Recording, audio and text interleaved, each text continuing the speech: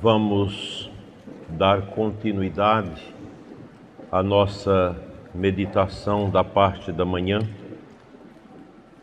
Eu convido vocês a visitar a Sagrada Escritura, Mateus 11, 28. Nós temos este belíssimo pôster do Sagrado Coração de Jesus, que vale a pena a gente começar esta tarde olhando para ele. Quando vocês virem uma imagem, um plotter, um quadro, um ícone do Sagrado Coração de Jesus, lembrem-se desta passagem de 11, 28 de Mateus. Vinde a mim, vós todos que estáis aflitos, sob o fardo, e eu vos aliviarei. Tomai meu jugo sobre vós, e recebei minha doutrina, porque eu sou manso e humilde de coração, e achareis o repouso para as vossas almas, porque meu jugo é suave e meu fardo é leve. Palavra da salvação. Com esta passagem, nós daremos continuidade à nossa meditação. Sempre que você se sentir cansado, oprimido, impotente diante das realidades, lembre-se. Jesus diz para nós: vinde a mim. Vinde a mim, todos vós que estáis cansados, fadigados.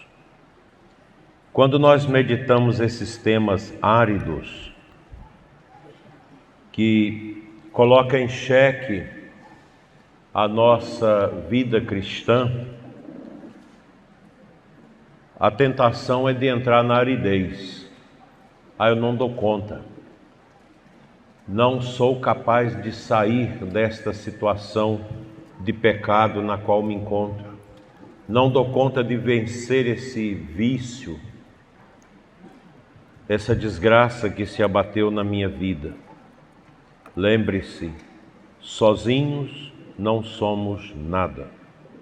Sem a graça de Deus não podemos nada.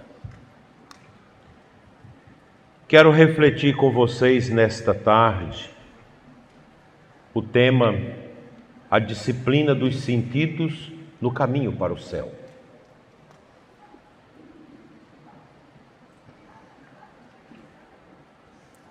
A importância da disciplina dos sentidos como parte do nosso itinerário, da nossa caminhada salvífica, pois toda alma deve desejar ardentemente a salvação. Porque a pessoa humana é chamada por Deus a caminhar para o céu, sua pátria definitiva, e nesse caminho a vivência dos sacramentos e a prática das virtudes são fundamentais para orientar o corpo e a alma.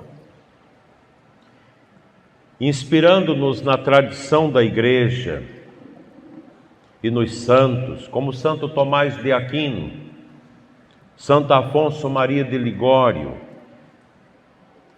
Santa Teresinha do Menino Jesus e tantos outros, aprofundaremos neste momento o papel da disciplina, da confissão e da Eucaristia como etapas desta jornada para o céu. Nós falamos de manhã sobre a relação nossa com o corpo. É sempre bom pensar que o corpo vai fenecendo. Santo Agostinho diz que nós começamos a morrer a partir do nosso nascimento. Então a nossa vida é um morrer. Morrer para o mundo, morrer para os sentidos, e o nosso corpo morre. Ninguém precisa ter apreensão com isso, porque é tão certo na nossa vida a morte quanto o nascer do sol todos os dias. Daí a importância de prepararmos o terreno celeste, a nossa morada eterna, o nosso convívio eterno com Deus. A jornada nossa no mundo não é fácil. Santa Teresinha diz que duas realidades nos acompanham na vida: o sofrimento e o amor. Amar e sofrer é a marca da caminhada do cristão neste mundo. Há duas maneiras de você enfrentar o sofrimento do corpo.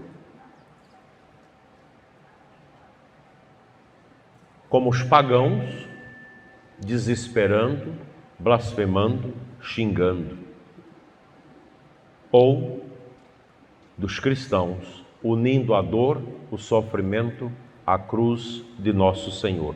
Lembrem-se disso. No momento derradeiro da vida nossa neste mundo, no momento derradeiro em que o corpo vai sendo extenuado para a morte, podemos passar por sofrimentos que têm um sentido enorme para a vida do cristão. Você oferecer a dor, o sofrimento junto à cruz de Cristo pela salvação dos pecadores, pelo perdão dos nossos pecados. No dia da minha ordenação diaconal, uma freira que me acompanhou um pouco na minha infância, na minha vocação, e acompanhou a minha mãe na sua enfermidade, porque na nossa cidade não tinha padre. A cada 3 meses tinha missa, mas as irmãs iam na primeira sexta-feira do mês, fazia a celebração e dava a comunhão, sobretudo para os doentes. E esta irmã visitou minha mãe por mais de 2 anos na cama. Minha mãe não podia ir mais à igreja, levando-lhe o corpo sagrado de Jesus, a Eucaristia. Minha mãe teve 3 filhos, eu mais velho e mais 2. E essa irmã, no dia do meu diaconato, me disse: você deve ser um homem de Deus feliz, porque atrás da sua ordenação, da sua vocação, existe a sua mãe. Eu falei, mas por quê?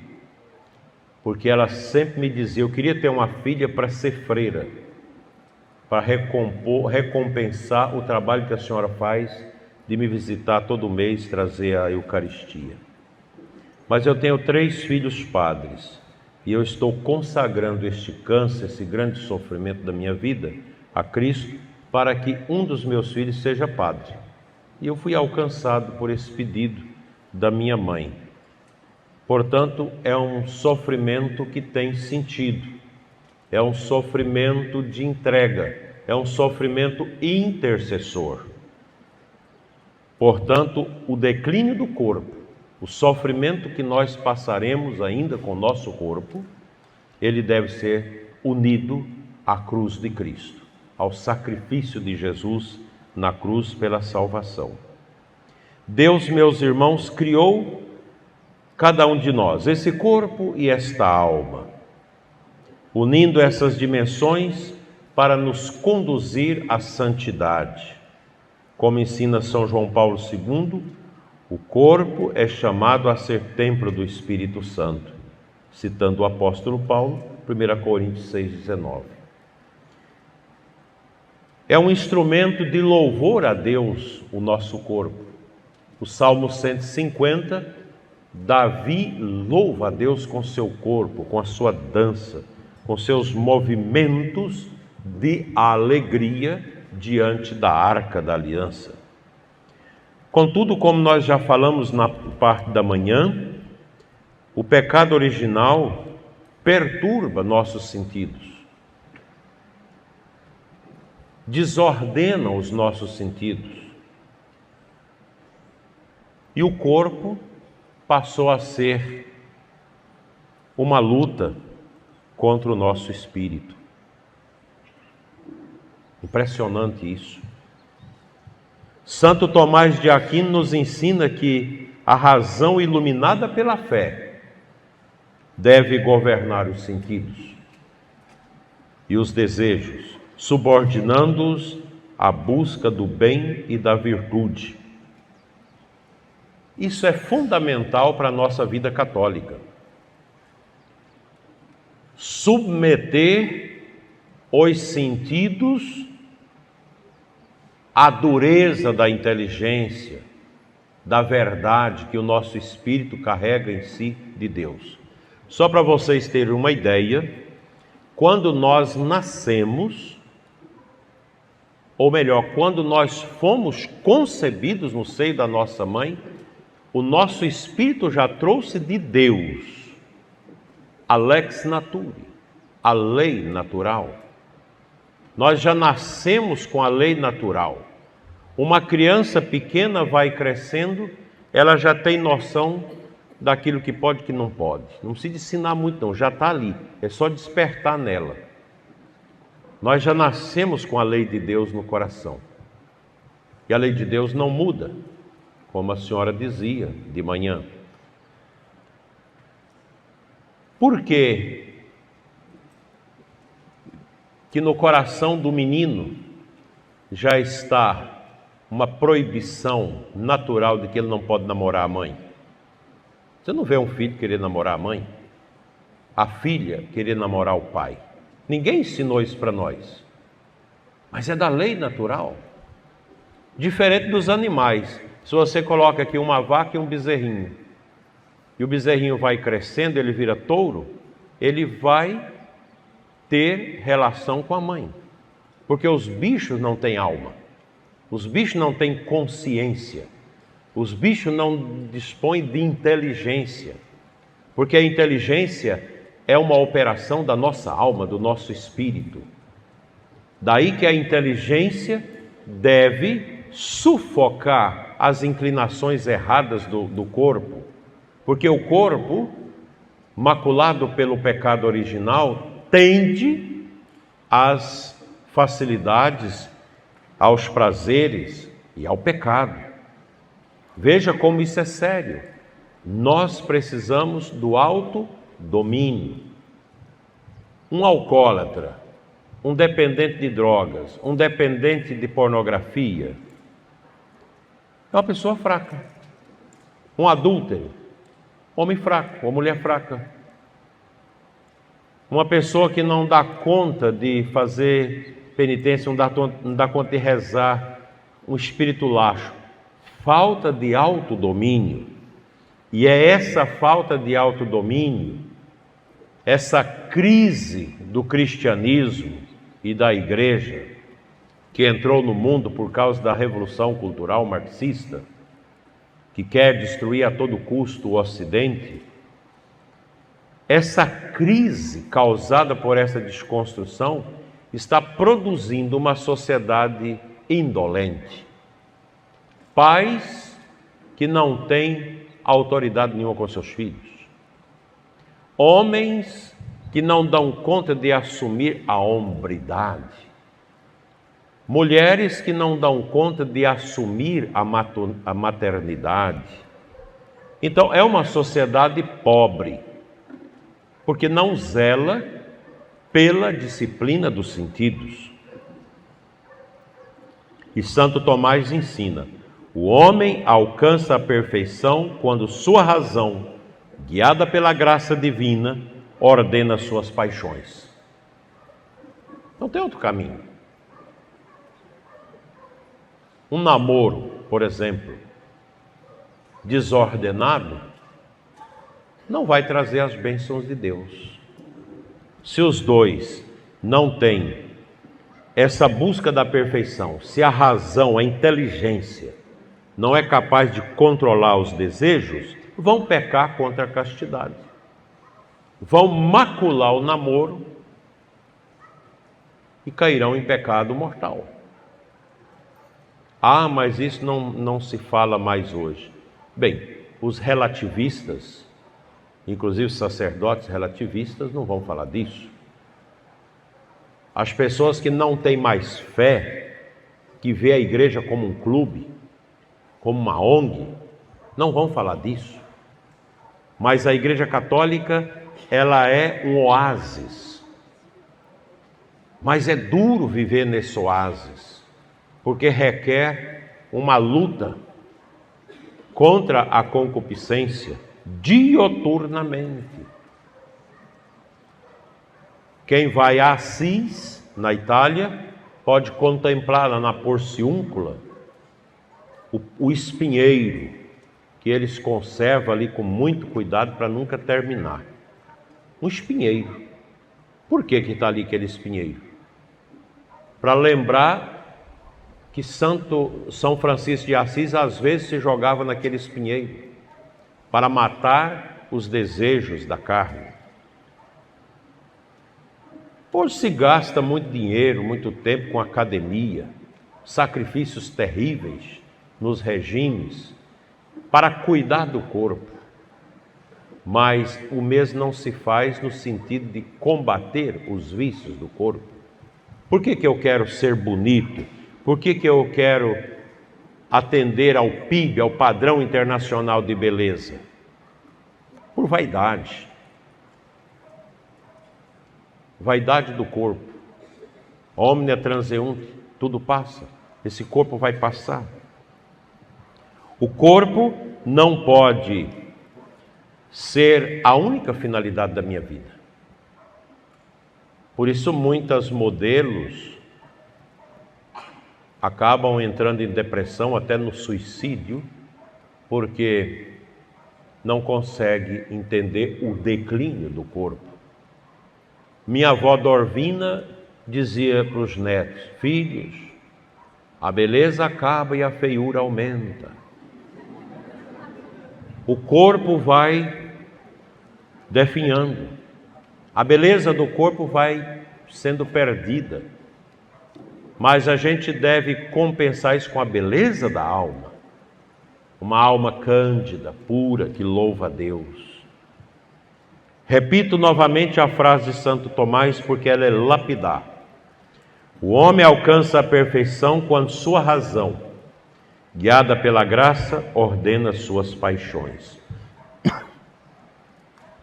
Nós estamos vivendo uma sociedade frágil, uma sociedade que olha somente para a matéria, uma sociedade que se guia pela estética do corpo. Os outdoors, os shopping centers são expressão disso. Um shopping center hoje ele é uma catedral, onde as pessoas vão para contemplar, para comprar, para consumir, para admirar as coisas, muitas vezes ligadas à beleza do corpo. Os perfumes, os cremes, as intervenções, como falamos de manhã, no corpo. Um casal muito amigo, até velhinhos agora, quando fazia direção espiritual comigo, um dia a esposa, agradecendo o companheirismo do seu marido, realmente são um casal muito santo, e ela me dizia que, por causa dos filhos, sentia que precisava fazer um períneo para melhorar ali a questão da relação sexual. Isso é um casal de posses. E o marido disse: não, eu não quero que você sofra por isso. Está muito bem assim. Eu não quero que você se exponha a esse sofrimento. Fique com o corpo que Deus te deu. Não vamos fazer isso. E não fizeram. Porque entenderam que a beleza do casamento não é centrada na relação sexual. A relação sexual é um elemento, mas o estar juntos, o comprometimento, o amor do casal, é isso que faz a beleza. O autodomínio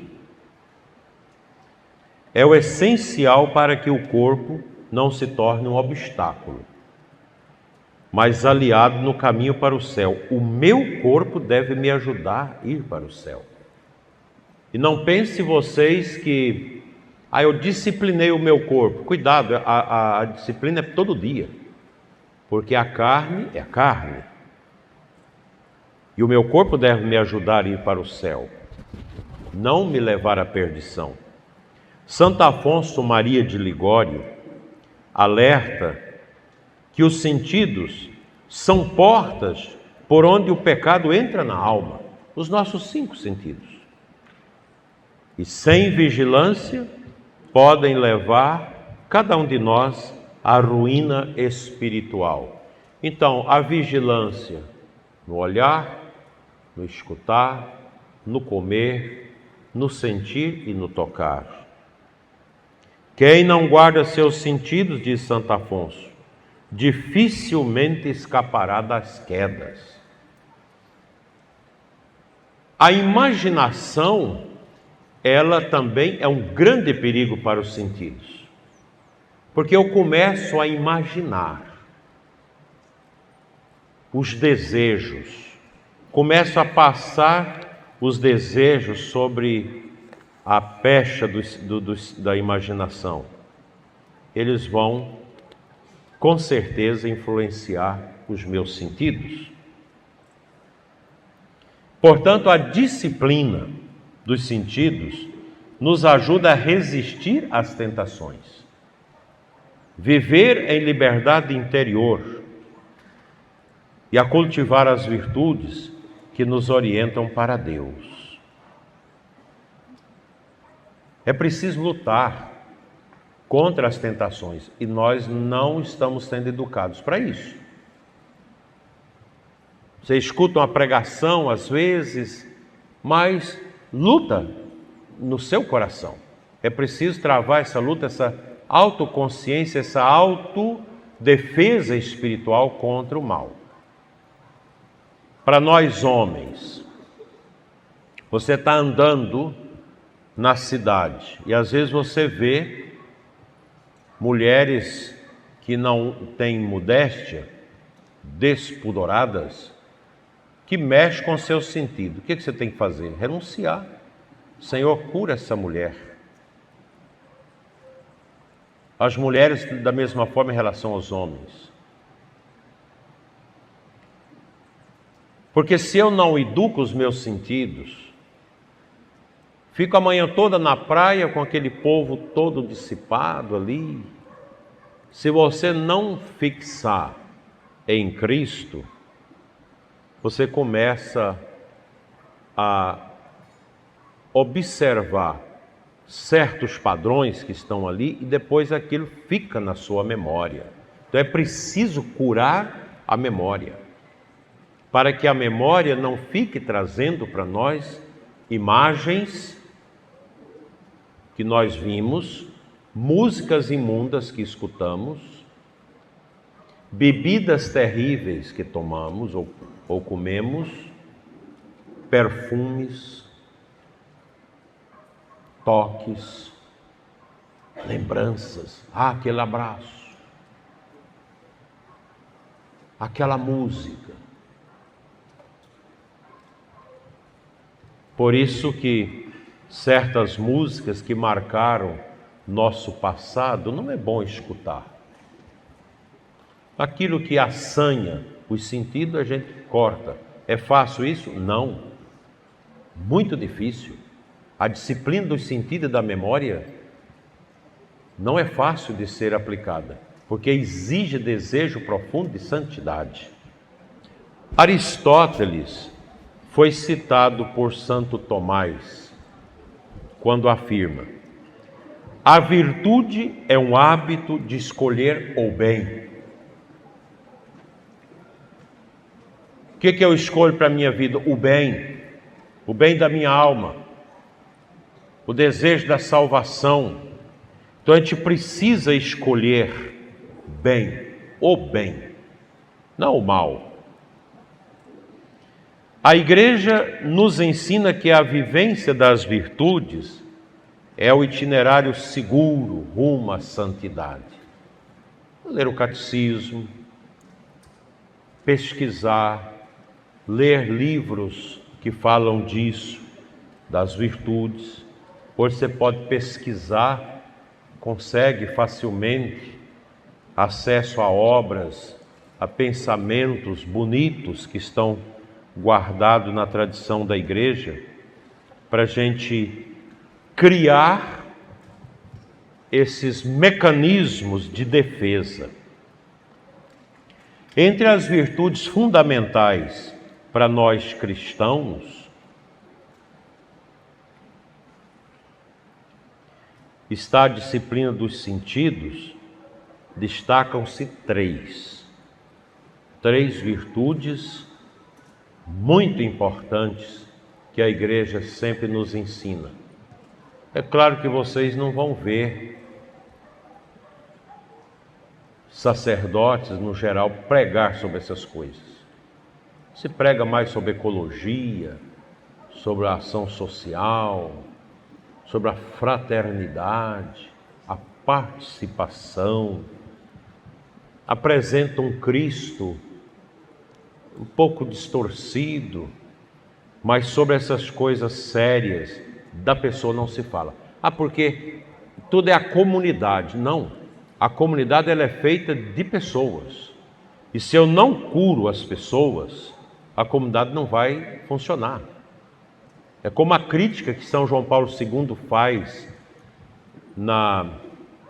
naquela sua encíclica, Reconciliatio et Penitentiae, reconciliação e penitência, onde ele questiona a confissão comunitária, que em muitos lugares ainda persiste. O padre reúne todo mundo e ali todo mundo pensa nos seus pecados, dá absolvição. Isso não vale nada, isso não tem valor sacramental. Isso não... Se você chegar para as confissões, se for comunitária, faça uma inclinação para o altar e volte para a sua casa, vai rezar e procurar depois um padre para a confissão pessoal, auricular. Confissão comunitária é permitida em situações complexas, difíceis de acontecer. Por que o padre quer promover confissão comunitária? Preguiça de sentar no confessionário para atender a confissão das pessoas. Falta de disciplina do seu tempo. Porque o padre é para o altar e para o confessionário. O padre não é para ser agente de sindicato, não é para ser nada disso. Não é para ser agente de ONG, não. O padre é um agente do mistério. E o mistério é Cristo. Alter Christus é o sacerdote, o outro Cristo. Os padres que estão aqui sabem disso. Atender às confissões, muitas vezes, é uma grande ajuda para a nossa vida sacerdotal. Quantas vezes a gente arrepia de vergonha diante de Deus quando uma pessoa vem confessar coisas tão simples que nós fazemos e achamos que não é pecado. O penitente, às vezes, é uma voz de Deus no coração do sacerdote. E a gente precisa ter isso. E o lugar da confissão é o confessionário. Até por questão de proteção do sacerdote. As igrejas precisam ter confessionários. Vamos lá. 3 virtudes fundamentais. Primeiro, a temperança. A temperança modera os prazeres dos sentidos, orientando-os para o bem. O tempero é que dá sabor. Então, uma vida temperada é uma vida que tem sabor divino, sabor de santidade. Nós devemos sentar à mesa para comer, não para entupir o estômago até não caber mais. Devemos sempre levantar da mesa com a sensação que poderia comer mais. Isso é bom para a saúde e é bom também para a temperança. A bebida, etc., tudo precisa passar pelo crivo da temperança. Um cristão precisa ser uma pessoa temperada. Essa virtude nos ajuda na disciplina dos nossos sentidos. Umas 3 pessoas hoje falaram comigo da dificuldade de confessar. E uma até disse que o padre disse: você já confessou mês passado, não precisa confessar mais. Se essa pessoa morrer e tiver com um pecado mortal, vai cair sobre o padre, porque ela tinha o desejo de confessar. Mas o padre, por falta de temperança, de disciplina, porque às vezes não tem como você atender a pessoa na hora que pede a confissão. Você já deixa marcado com ela. Depois da missa, agora eu já te atendo. Eu lembro de uma vez, como bispo, com báculo tudo para começar a missa, chegou uma pessoa e falou: bispo, me atende pelo amor de Deus. Eu já tinha colocado o incenso na naveta, mas para o cortejo litúrgico. Arredei um pouco no canto lá da catedral, confessei a pessoa. E entendi que tinha que ser confessado naquela hora. E não pode negar a confissão. Se não tem jeito, mas já deixa agendado. Tal hora você vem que eu te confesso. Porque o padre corre o risco de não atender uma pessoa que está à beira do suicídio, que está à beira de matar alguém. É impressionante. Eu não sei quantos que eu já ajudei a não suicidar.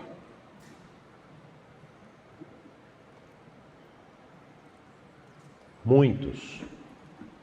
E no desespero a pessoa, tomada pelo mal, pelo espírito de morte, te procura, a gente não pode negar. Tem que acolher. Mesmo que seja difícil.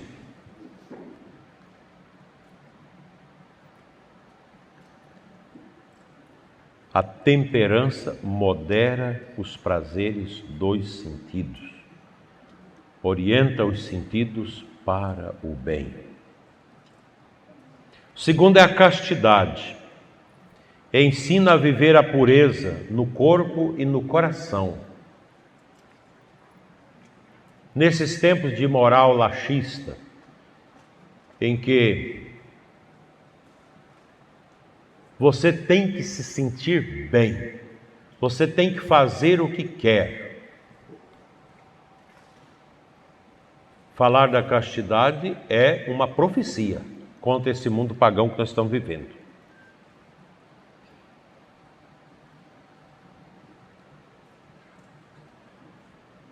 E esta educação casta, ela não é só para religioso, para consagrado, mas é também para vocês casados.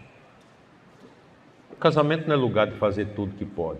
Ah, mas o psicólogo tal disse que o casal pode fazer tudo que quiser entre as 4 paredes. Tem padre também que fala isso. Não. A nossa sexualidade, ela possui uma regência dos limites morais. O sujeito vê filmes pornográficos e depois quer que a esposa sujeite às suas fantasias provocadas pela pornografia, com sexo extravagantes, bizarro, e esse é um caminho é um abismo sem fundo. A sexualidade ela é um abismo que vai se desbarrancando. Se você não colocar limites, você vai chegar a um momento dramático da sua vida e vai ter consequências isso.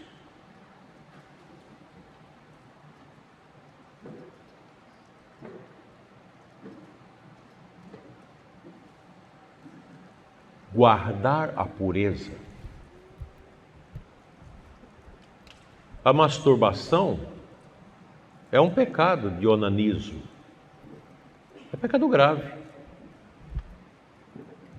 Porque a sexualidade, o exercício da sexualidade, ele pode ser feito, como já disse, de manhã, na forma de agradar a Deus, dentro do matrimônio selado no altar. Ah, mas a castidade é impossível de viver? Não, não é impossível. Porque os santos viveram, e eu atendo muita gente que vive essa pureza. Ela é possível.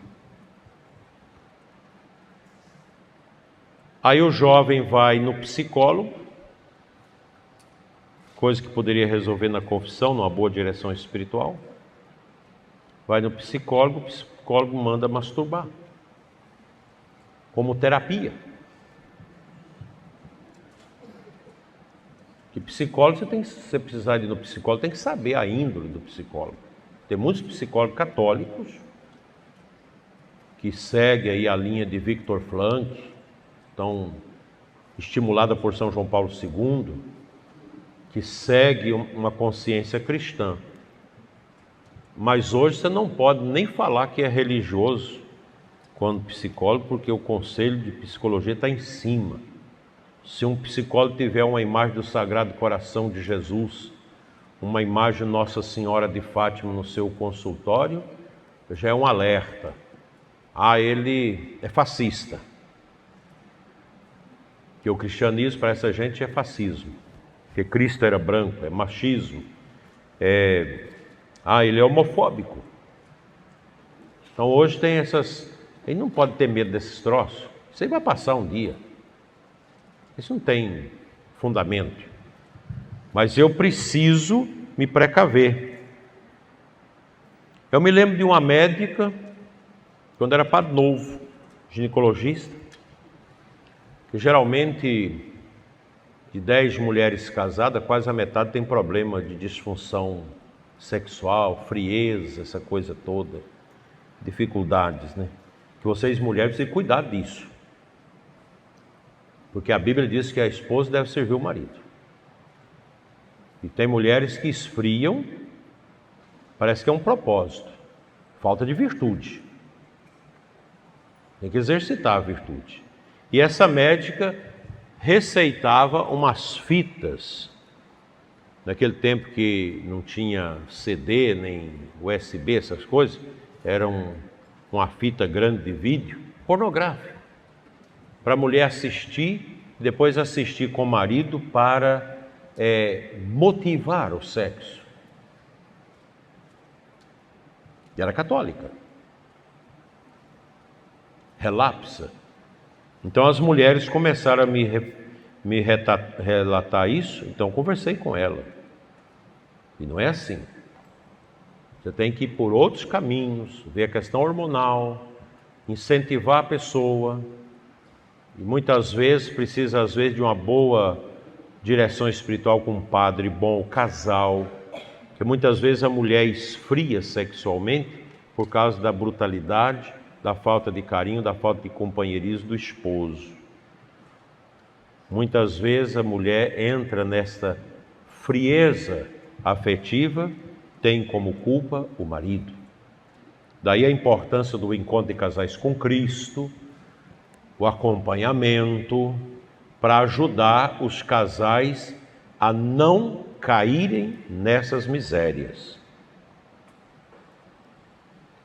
Espero que vocês tenham entendido isso. A castidade, ela é um dom para todos, casados, solteiros, consagrados, sacerdotes. E nós devemos não olhar para a nossa sexualidade como um veneno, como uma coisa ruim. Não. Eu tenho que olhar para a minha sexualidade como um dom de Deus. Mas eu não posso deixar que os sentidos do meu corpo me leve a usar da minha sexualidade como lazer, como prazer pelo prazer. Nunca.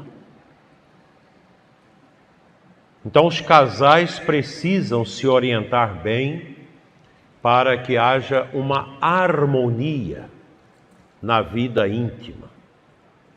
E que aqueles elementos pagãos que vieram da pornografia, da conversa de boteco com os amigos malandros, que começa a contar as besteiras que fazem, isso precisa limpar. É a cura da imaginação, a cura da mente, para que você tenha uma castidade, uma vida casta profunda.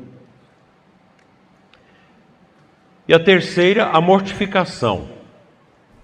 Ajudar a educar os sentidos, renunciando aos prazeres desordenados. A igreja aboliu certas penitências, silício, essas coisas. Tem gente que ainda usa, né? Para conter a volúpia dos sentidos.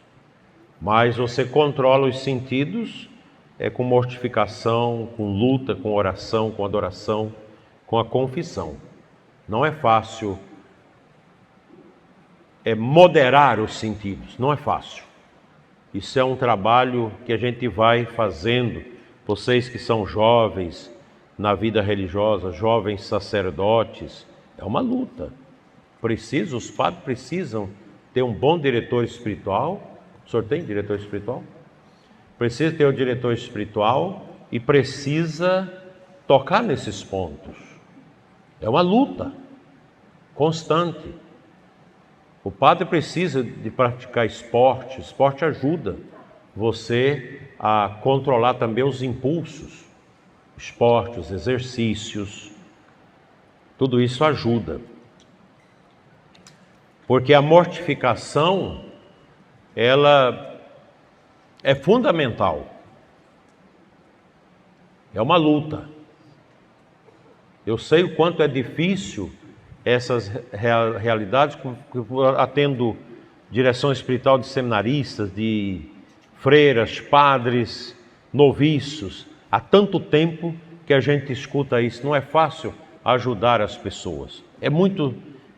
É desastroso para muitos que querem a vida de santidade e não conseguem. Você tem que empenhar todos os meios possíveis e o dirigido precisa obedecer. Por isso que o diretor espiritual também tem que ser firme, dar disciplina, dar exercícios para que a pessoa entre no trilho da santidade. Eu acompanho atualmente 5 casais, casamento josefino. É um sofrimento, mas eu fico extremamente admirado de ter casais que dão conta de viver isso. São casais que não eram convertidos, que amigaram, não podem casar porque já tem casamento precedente, tem vários filhos, descobriu o valor da santidade da igreja, querem comungar e não pode, e se separam dentro de casa. Vai viver cada um no quarto e vivem como irmãos, às vezes esperando uma decisão do tribunal para poder ter uma declaração de nulidade para casar-se. Mas é algo extraordinário. Às vezes, passa tempo, de repente pode ter uma queda, retoma de novo o caminho. E é muito bonito quando você tem casais que sofrem nesta vida de segunda união, tem um desejo grande da comunhão e não pode. Não tem como separar por causa de situações. E quando essas pessoas às vezes chegam a uma situação de idade, que já não tem mais condição de ter o conúbio sexual, e que a gente atende a confissão e libera as pessoas para comungar. Como isso é bonito. E às vezes os padres não sabem disso. Na Familiares Consórcio de São João Paulo II, ele deixa isso muito claro. Por isso, queridos padres, eu nunca digo para um casal de segunda união que não quer separar, nem viver o casamento josefino, que eles nunca vão poder comungar. Não pode falar isso, nunca vai poder comungar. Não, essa palavra nunca é muito pesada. Então, faça um caminho, vamos aguardar a vontade de Deus para que um dia vocês cheguem a a esse desejo. Eu sempre conto e o pessoal acha graça. Há pouco tempo, uma senhora lá da paróquia ficou viúva, 50 e poucos anos. E passados uns 8 meses, ela me disse: Dona Daí de Deus, estou numa alegria. Eu falei: o que foi, mulher? Eu achei um ex-namorado meu que está sozinho, e nós começamos a namorar. Mas eu já quero dizer para o senhor que o senhor não vai me tirar da comunhão, porque ele não pode casar na igreja. E por que você pede isso? Não, porque eu amo Jesus Eucarístico, eu não aguento ficar sem a comunhão. Então é fácil, ou você escolhe o velho, ou Jesus. Escolhe. Depois ela me disse: não, eu escolhi o Cristo. Fez um bom caminho. Porque eu, como sacerdote, eu não posso ocultar a verdade.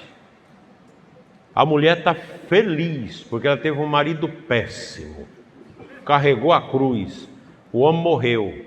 E agora aparece um que é muito bom, mas que tinha uma mulher muito complicada e que separou-se.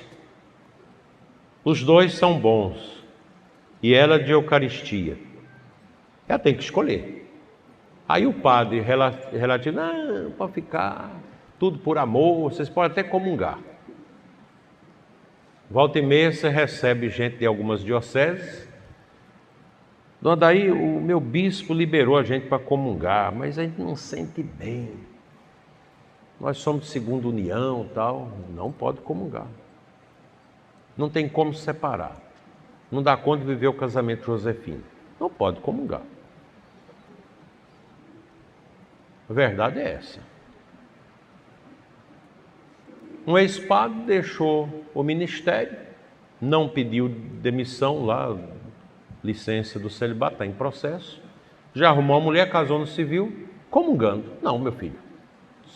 Por isso você deixou o sacerdócio, você nem sabia que era ser padre. Não pode.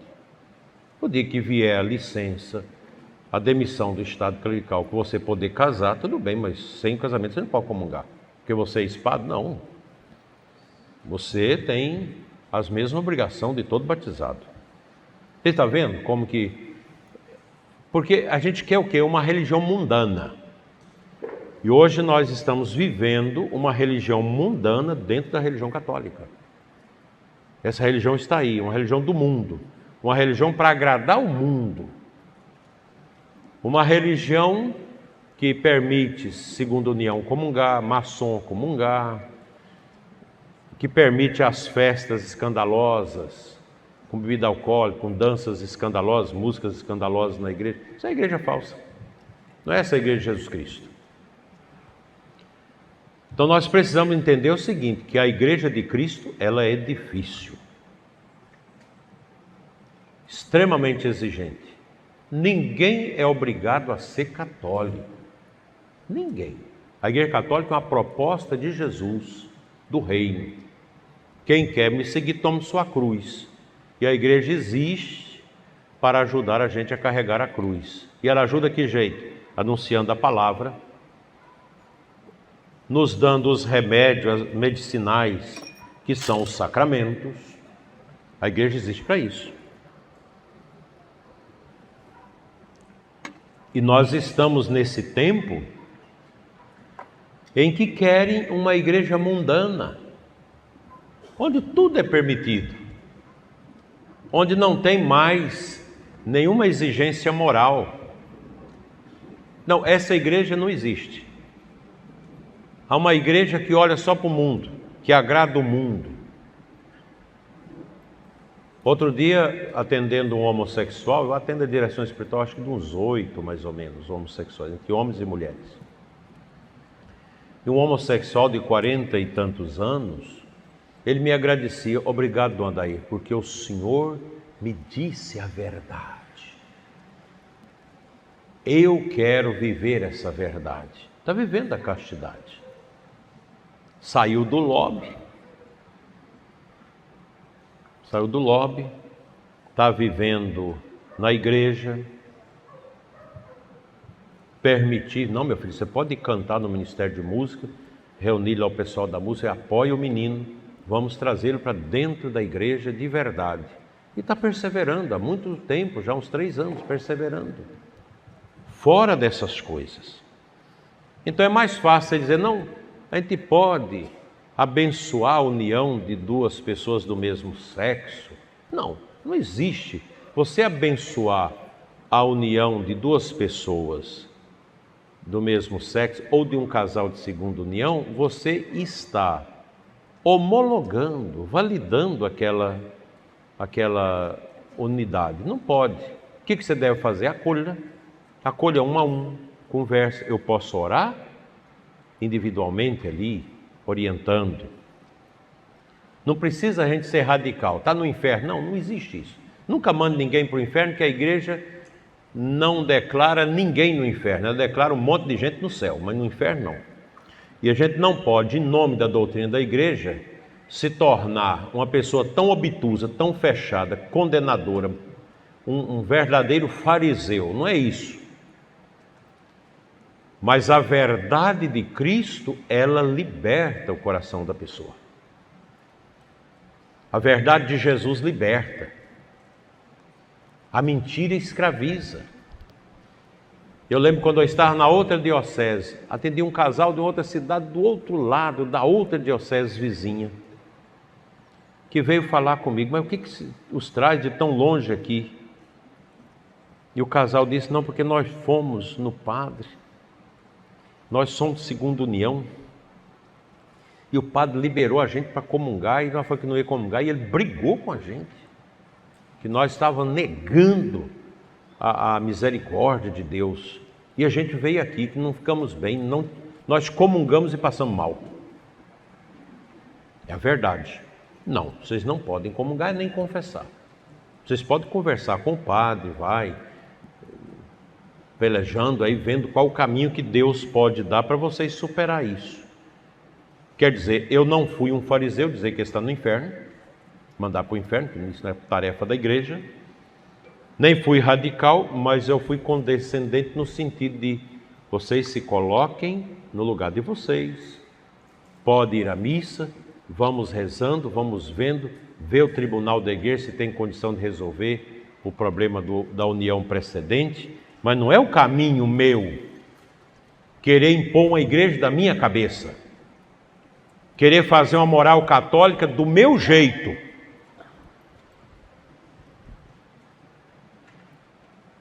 Eu tenho um irmão que está no terceiro relacionamento. No primeiro eu falei para meu pai era vivo, eu falei, não dá certo. Não, mas ele tem que casar. Pai, não é assim. Não, eu e o pai da menina decidimos que eles tiveram relação, ela está grávida, vamos casar. Porque eu não criei filho para viver desse jeito. Meu pai, papapá, vai daqui, vai dali. Era outra paróquia, o padre fez o processo, eu fui lá fazer o casamento, nem fiquei na festa. Terminei o casamento, piquei a mula, fui embora. Durou pouco tempo. Arrumou a outra, não deu certo. Está na terceira agora, que parece que está indo bem. Ele me chamou para ir no casamento civil dele. Falei, filho, eu não posso. Você me entenda, eu não posso. Não fui. Meu irmão chorou na minha frente. Não posso. Eu estou tentando ver se declara nulo o primeiro casamento, aquela coisa toda, para ver se tem jeito de arrumar. Mas eu não posso nem fazer concessões para parentes, para amigos, não. Os sacramentos é coisa séria. Os sacramentos são propriedade de Jesus. O Senhor é que nos dá. Não é o casal que faz o sacramento, é Cristo que dá o sacramento do matrimônio no consentimento do casal. Então, nesse processo da mortificação dos sentidos, da purificação da nossa memória, da nossa mente, nós temos um itinerário sacramental muito importante: a confissão e a comunhão. A Igreja Católica é isso.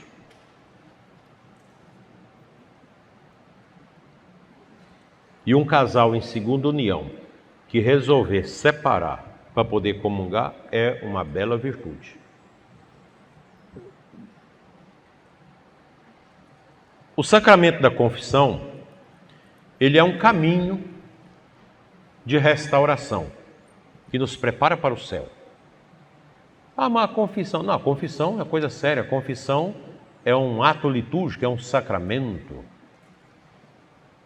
Eu sempre indico que o lugar certo da confissão é o confessionário. Outro dia levei um bispo, canonista, para falar para meus padres sobre uma porção de coisas, questão de abuso de menores. E o bispo falou muito do confessionário, que é um lugar de proteção do padre. Na minha primeira paróquia tinha os confessionários. Tinha aqueles buraquinhos e tinha uma pequena cortinazinha, uma rendazinha bem fininha, que não dava para você ver quem estava do outro lado. Isso é muito bom. A confissão perfeita ali. Obrigado. Eu estava precisando disso. Então a confissão é o ponto de partida para restaurar a alma e o corpo feridos pelo pecado. Ela nos reconcilia com Deus e nos devolve a graça santificante, fortalecendo-nos para o combate espiritual. Preste atenção, combate espiritual. Todos nós temos combate espiritual. Todos nós temos que lutar contra o mal. E a confissão é extraordinária. Pode ver a vida dos santos. Vejam Padre Pio, vejam São João Maria Vianney e aqui no Nordeste, veja Frei Damião, que morreu torto de tanto escutar confissões. Uma boa confissão exige o exame de consciência. Você vai confessar, precisa fazer um exame de consciência. Um arrependimento, um propósito de emenda, porque a gente confessa toda semana o mesmo pecado. Você tem que emendar devido. O diretor espiritual tem que ser duro, às vezes com a alma tíbia, que não quer ir adiante, né? Confissão sincera, o cumprimento da penitência. Volta e meia você escuta a pessoa, eu não cumpri a penitência. Mas como não cumpriu a penitência? Eu não dou essas penitências, um Pai Nosso, Ave Maria, só para uma pessoa muito idosa. Tem muitos padres, reza o Pai Nosso, 3 Ave Maria, mas que penitência é essa? Eu mando ler um capítulo da Bíblia, uma carta de São Paulo, para a pessoa meditar em cima daquilo que foi colocado na confissão. Portanto, meus irmãos, a penitência, a confissão, é uma educação do corpo no caminho da santificação. A penitência não apenas repara os danos do pecado, mas também disciplina o corpo e fortalece a alma. Lá em Formosa tem um mosteiro das monjas redentoristas, extremamente radical e observante. Agora terminou o mandato da superiora, então faz eleição, e a superiora faz um rito na frente do bispo e pede uma penitência em razão das falhas que teve como superior. Interessante. Coisa de Santo Afonso ainda, lá de Santo Afonso Maria de Ligório. Uma penitência em reparação dos males que pode ter cometido o seu trabalho. Você precisa dessa penitência. Sem a penitência, sem a mortificação, nós não educamos o nosso corpo. E a Eucaristia, que é o ponto alto, o cume da fé católica, está lá no Vaticano II, no Sacrosanto Concílio, primeira Constituição do Vaticano, sobre a liturgia, fala disso. Então, a Eucaristia, ela é a fonte da nossa santidade. Mas é tão simples a Eucaristia, a gente poderia ficar aqui um dia todo falando disso. É muito simples a Eucaristia. E a gente precisa transcender isso, senão a gente pega a missa como rotina. É ela que sustenta o cristão na sua jornada espiritual para o céu. São Leonardo de Porto Maurício, em 1742, escreveu para o Papa, agora me falha a memória o nome do Papa, um livro chamado As Excelências da Santa Missa. Ele está aí na internet, estão reeditando esse livro aos montes, um livrinho pequeno. As Excelências da Santa Missa, de Frei Leonardo de Porto Maurício, que é santo. A Eucaristia é o maior tesouro da igreja, pois nela está todo o céu. E aqui, se nós fôssemos fazer uma meditação sobre as orações da liturgia, o que é a liturgia eucarística, o mistério, nós iríamos nos deleitar nesta grande verdade. A liturgia da missa é o céu na terra. É algo extraordinário. A gente não sabe o que acontece espiritualmente no contexto de uma missa, os anjos, tudo isso. Cristo presente no Santíssimo Sacramento nos fortalece contra as tentações e nos dá as graças necessárias para viver as virtudes. A missa é tudo. As irmãs de Madre Teresa de Calcutá só abrem uma casa se o bispo garante que terá missa todo dia para elas. Tem que ter. Passos para uma boa comunhão. Aí tem gente que critica o padre que celebra a missa todo dia. Ah, isso é bobagem. Não. Eu vejo os padres saírem de férias, fico pensando, será que celebra a missa? Não sei. Alguns eu acho até que procuram o lugar que tem a missa, mas muitos não importam. Estado de graça, precisa estar confessado. Precisa estar em estado de graça para receber a comunhão. É preciso preparar interiormente, não chegar em cima da hora da missa. Chega um pouquinho antes, para adorar, para olhar para o altar de Deus. Receber a Eucaristia com devoção, com amor, com piedade. Ser capaz de fazer uma ação de graça, de agradecer a Deus por esse momento. E aqui eu peço a vocês da música, aprendam a animar a missa com modéstia. Falta modéstia em muitos ministérios de música que não cantam cantos litúrgicos. Canto do grupo de oração carismático não serve para liturgia. Os cantos que eu cantei hoje com vocês são ótimos para o grupo de oração, para a liturgia nunca. Instrumentos altos, uma barulheira. A missa é serena, como nós celebramos ontem. Você bate palma o quê? Nós, grupo de oração, a missa não, a missa é Calvário. Quando o Papa Francisco fala ir à missa é ir ao Calvário, é isso. Como você vai bater palma para Jesus no Calvário? Então a missa é contemplação, é o santo sacrifício, é o maior momento litúrgico orante da igreja e precisa ser sóbrio. Não precisa cantar tudo na missa. Pode rezar o glória, rezar o ato penitencial, não precisa. Pode fazer o ofertório em silêncio, pode comungar-se em silêncio, sem canto. Porque a Eucaristia, a validade dela, o vigor da Eucaristia não depende dos cantos. Depende das orações, da fé do padre e dos fiéis. Então nós precisamos educar as nossas missas. Missa não é show. Missa é sacrifício.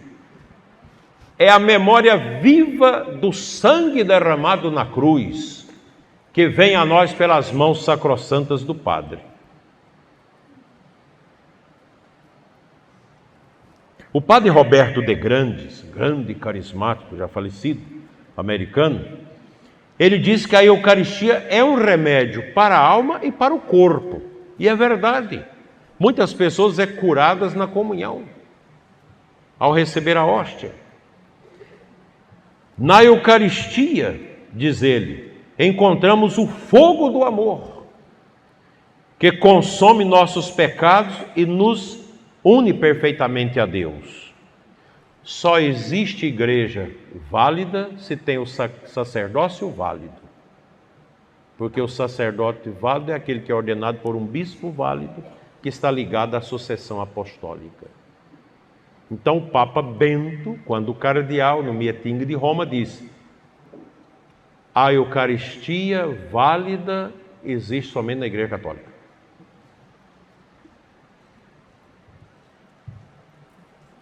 A missa é o céu na terra. Estou terminando. 2 minutos, 3 minutos, termino. O Papa Francisco nos lembra que a missa é o sacrifício do Calvário renovado. Na missa, diz ele, contemplamos o amor de Cristo, que nos purifica de todos os pecados e nos faz participantes da vida eterna. A missa também cura os nossos pecados. Conclusão. O ágape como caminho para o céu. O ágape é o amor. Cristo é o ágape do Pai. O ágape é o amor que dói. Não é o amor romântico das novelas. O amor que dói. É o amor do pelicano, que rasga o peito para dar vida aos filhotes, porque o alimento não está próximo. Ele alimenta temporariamente os filhotes com o sangue da sua veia para buscar o alimento distante. Por isso o pelicano é uma imagem de Cristo. Termino citando Santa Teresinha do Menino Jesus. No coração da igreja, minha mãe, eu serei o amor. O amor é a virtude maior, o caminho que nos une a Deus e ao próximo, conduzindo-nos ao céu.